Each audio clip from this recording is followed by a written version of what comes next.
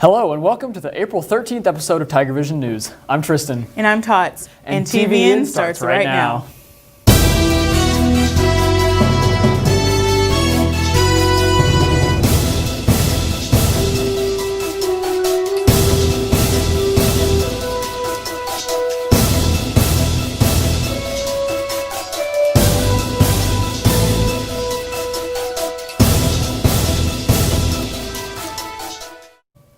Happy Friday the 13th. Congratulations to April Seniors of the Month, Hayden Burt and Brooke Hatchett. Seniors, secure your graduation items if you haven't ordered them at johnsons.com. Graduation is just around the corner. That's true. The Julia Tidmore Scholarship is due Tuesday, April 19th. It's worth $500. See your counselor for more information. And now if you'll please join us for a moment of silence.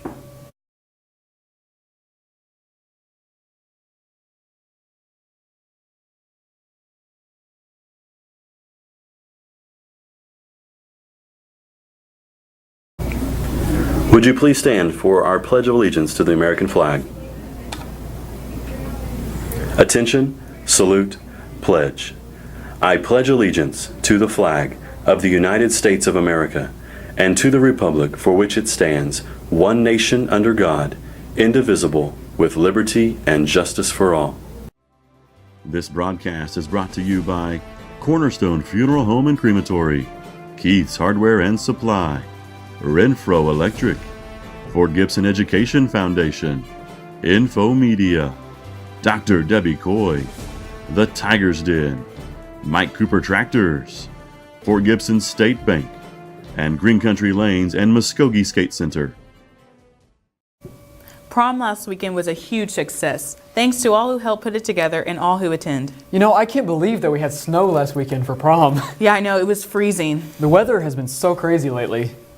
It really has. Let's go to Kooper to see how things are going to finish out this week.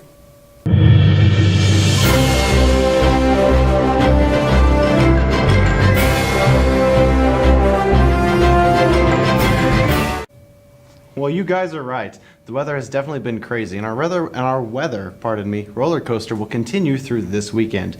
We'll reach the 80s today with scattered storms by midday to afternoon, and there should be strong, severe storms more likely far across eastern Oklahoma. Tomorrow will be much cooler and windy with partly to low cloudy skies. Morning lows around 40 and afternoon highs will be around 50, and we'll have a gradual increase in temperatures for the beginning of next week, reaching back into the 70s by Tuesday. Hopefully spring will decide whether it should stay or leave. And we would like to thank Channel 6 for providing our weather graphic this week. And now a word from one of our sponsors, followed by Katie on a story about NHS.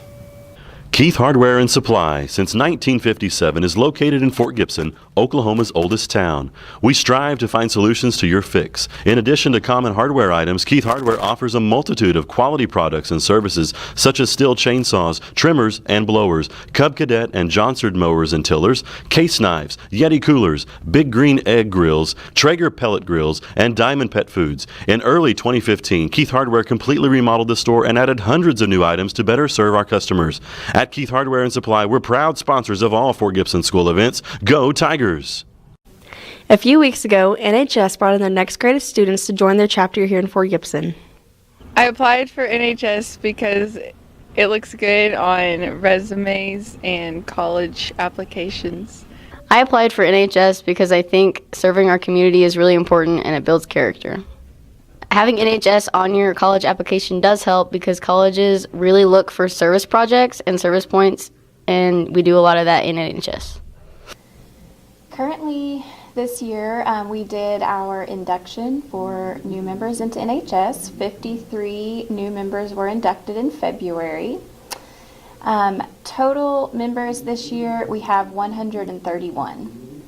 The requirements for NHS to become a member are you initially must have at least a 3.5 GPA or above.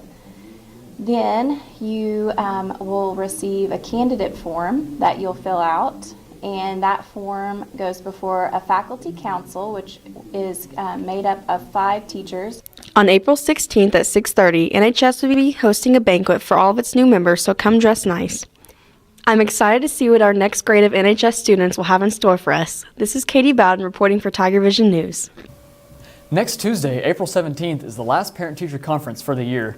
Any underclassman who does not do a student-led conference this year will be required to do an alternate assignment, which is a 500-word essay due May 2nd. Robotics had a great season this year, competing in both Little Rock and Oklahoma City. They did. Let's go to Hunter for more. First Robotics recently held a robotics competition in Oklahoma City on March 29th. Fort Gibson's robotics team, Hostile Gato Robotics, was challenged to build a robot to compete in this year's game, Power Up. Let's take a look at the action that occurred in the pits during this year's game. In a First Robotics team, everyone has a job to do. Some team members stay in the pits to fix and adjust the robot in between games, and some members scout other team robots to take notes on what they can do. The drive team, a team of 5 members, set up and drive the team's robot in each game. Aside from the excitement of games, it's neat to walk around the pits and observe the robots of other teams. Some have arms to obtain power cubes from the ground, and others have elevators or lifts to deliver the cubes to the scale or to the vault. Some robots even launch their power cubes. Still others have designed buddy bars for other robots to climb onto near the end of the match. To win this competition, it all comes down to innovation. My role at robotics is to drive the robot, maneuver it quickly and efficiently, and make sure the job gets done. So basically my role was to control the scissor lift on the robot, which included the climbing mechanism and the device that was used to secure cubes and push them off into the switch and the scale. This year in robotics, I was part of the pit crew. In the pit, we fixed the robot between matches. We would like to congratulate Hostile Gato Robotics and all First Robotics teams on a job well done on this year's robots. We hope to see what great innovation you put into your robots next year. This is Hunter Barbaugh reporting for TIGERVISION News.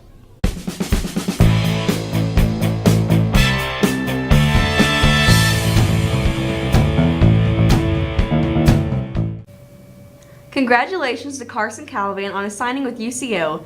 Carson signed last week with the Broncos to play basketball at the collegiate level. We wish him the best. Our varsity baseball team struggled on Tuesday against Red Oak. They will play Catoosa tomorrow at home and will face Stillwell at Stillwell on Monday and again at home on Tuesday. As for our slow pitch girls, they will be at Sequoia for a tournament today and tomorrow. They will play Stillwell at home on Monday and will travel to Sallisaw on Tuesday.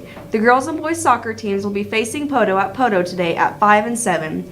They will be playing Hilldale this Tuesday at home at 5 and 7. If you can't make it on Tuesday's soccer games, we will be broadcasting them at FortGibsonTigers.tv. The track team will have a meet today at Shakota. We wish all of our Tigers and Lady Tigers the best of luck. And now, a word from one of our sponsors.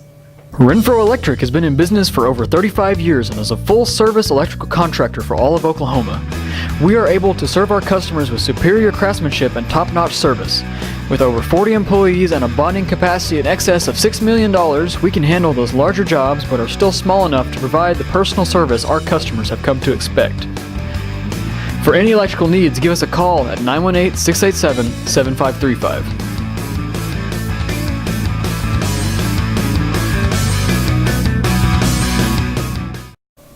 Teens for Christ and FCA will be meeting at lunch today in the old gym. Matthew Costner from New Community will be speaking. If you're interested in becoming a lifeguard this summer, there will be American Red Cross lifeguard training here starting Monday, April 16th. It's a 30-hour course, and upon finishing it, you will be certified in lifeguarding, CPR, AED, and first aid. You must be at least 15 to sign up. See Coach Dean for more information. Now let's go to Noah for this week's episode of Riddle Me This. Schools teach us that intelligence is measured by how well we do on tests, but I'm here to prove that intelligence is measured by how well you perceive a question. This is Riddle Me This. You ready for a riddle? Sure. Yep. Alright. On which day are the least amount of children born? On which day are the least amount of children born? On which day are the least amount of children born? I don't know. Sunday. Preach God. No. On which day are the least amount of children born? On which day are the least amount of children born?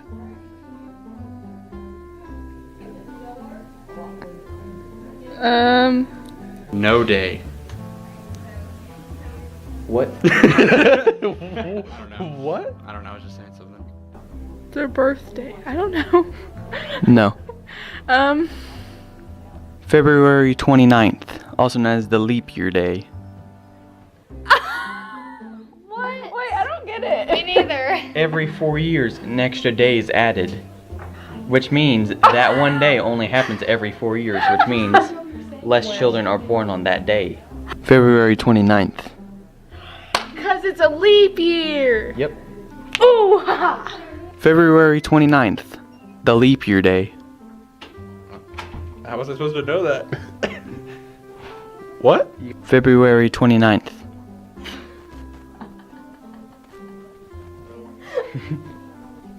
That's all the time I have for this week. See you next week on Tiger Vision News. Thanks for watching this week's episode of TVN. That's Tots. And that's Tristan. Tune in next week for more Tiger Vision news.